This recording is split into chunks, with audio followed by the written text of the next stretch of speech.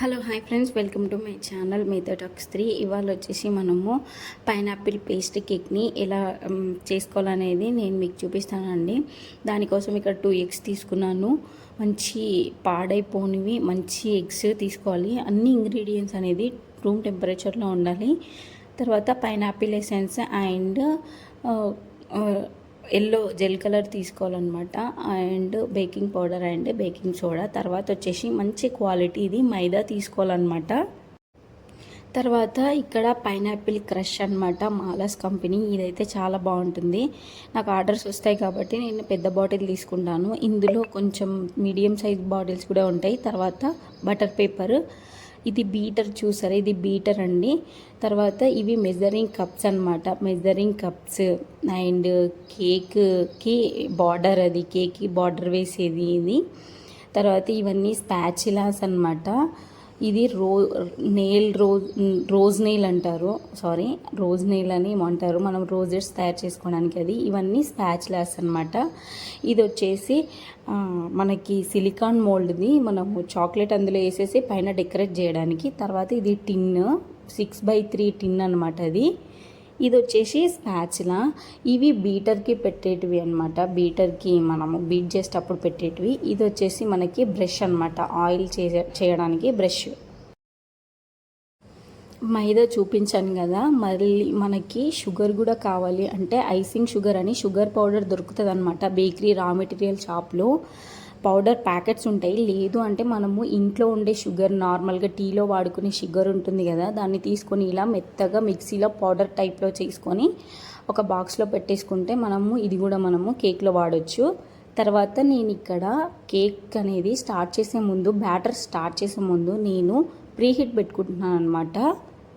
Stove పైన ఇలా వీడియోలో చూపిస్తున్నట్టుగా ప్రీహీట్ పెట్టుకుంటే మనకి కేక్ అనేది తొందరగా బేక్ అవ్వడానికి ఛాన్సెస్ ఉంటుంది, మంచిగా బేక్ అవుతుంది అనమాట. 20 మినిట్స్ ప్రీహీట్ పెట్టుకోవాలి. తర్వాత ఇప్పుడు చూపించాను అవి మెజరింగ్ స్పూన్స్ అనమాట.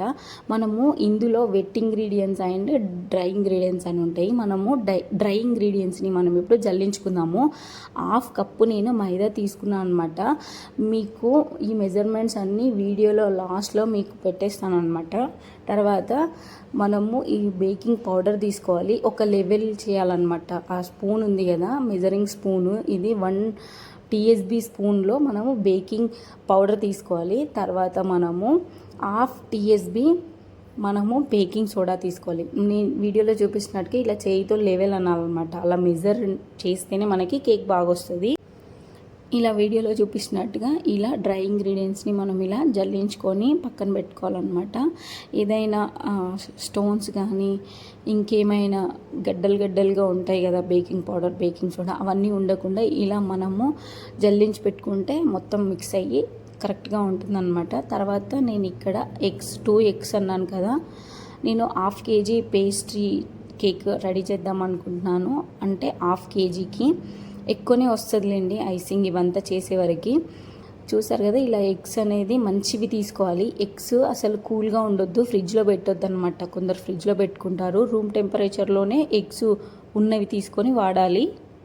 ఫోమ్ వచ్చేంత వరకు బీట్ చేసిన తర్వాత మనకి ఎగ్స్ బాగా బీట్ అయిన తర్వాత మనము ఏ కప్పుతో అయితే మైదా తీసుకుంటామో అదే కప్పుతోని మనము షుగర్ తీసుకోవాలి.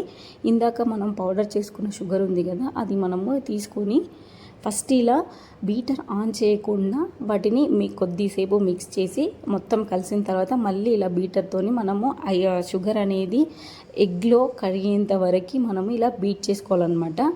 3 మినిట్స్ మనము ఇలా బీట్ చేసుకున్న తర్వాత మనం ఇందులో పైనాపిల్ ఎసెన్స్ వేయాలన్నమాట. పైనాపిల్ ఎసెన్స్ 1 TSB ఉంటుంది, 1 టేబుల్ స్పూన్ పైనాపిల్ ఎసెన్స్ వేసి తర్వాత 2 టేబుల్ స్పూన్ ఆయిల్ అనేది వేయాలన్నమాట.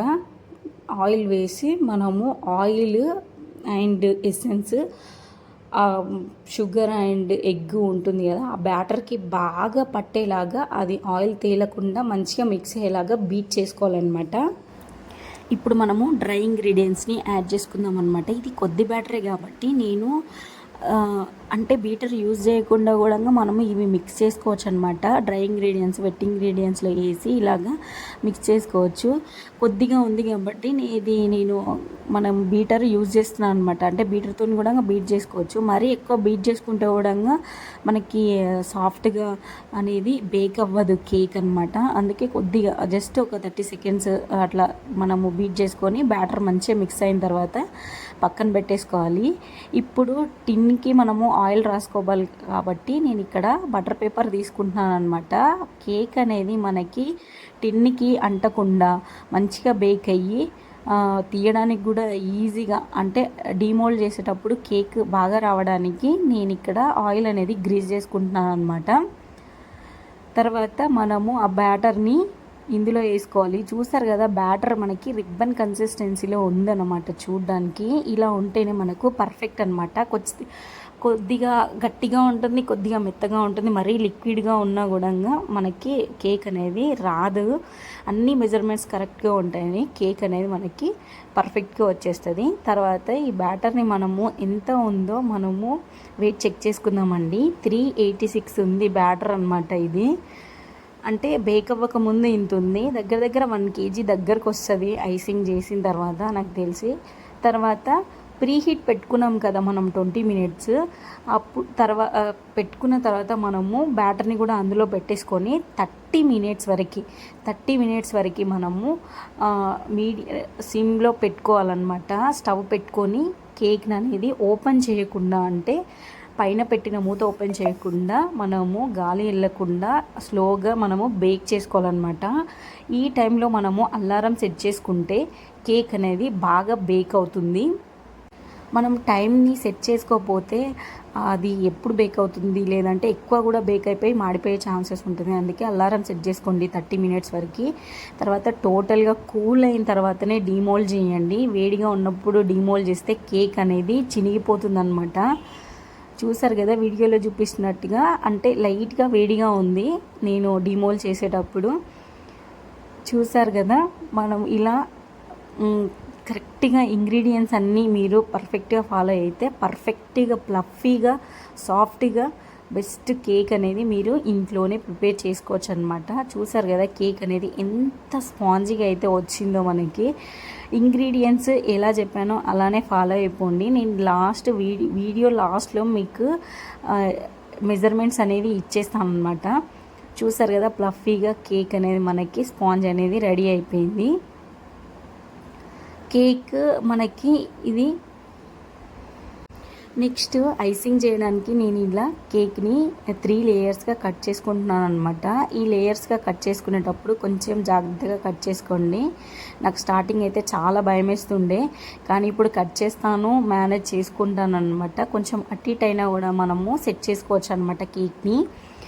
ఇలా 3 లేయర్స్గా కట్ చేసుకొని మనము కేక్ని కొద్దిసేపు వదిలేయాలన్నమాట. అంటే ఏదైనా వేడి కానీ ఏమన్నా ఉంటే వెళ్ళిపోతుంది. అంటే మంచిగా మనకి కేక్ అనేది కూల్ అయిన తర్వాతనే ఐసింగ్ చేస్తే పేస్ట్రీ కేక్ అనేది చాలా బాగా వస్తుందన్నమాట, పర్ఫెక్ట్గా ఉంటుంది. ఇలా 3 లేయర్స్ కట్ చేసి పక్కన పెట్టుకున్నాను. ఐసింగ్ది వీడియో అనేది లెంత్ ఎక్కువైపోతుందండి, అందుకే నేను పార్ట్ 2 కూడా పెట్టేస్తాను. ఇది పార్ట్ 1, ఇంకొకటి ఐసింగ్ చేసేది ఫుల్ వీడియో మీకు పార్ట్ 2లో వస్తుంది. ఈ వీడియో కనుక మీకు నచ్చినట్లయితే లైక్ చేయండి, షేర్ చేయండి, subscribe to my channel. Thank you for watching అండి.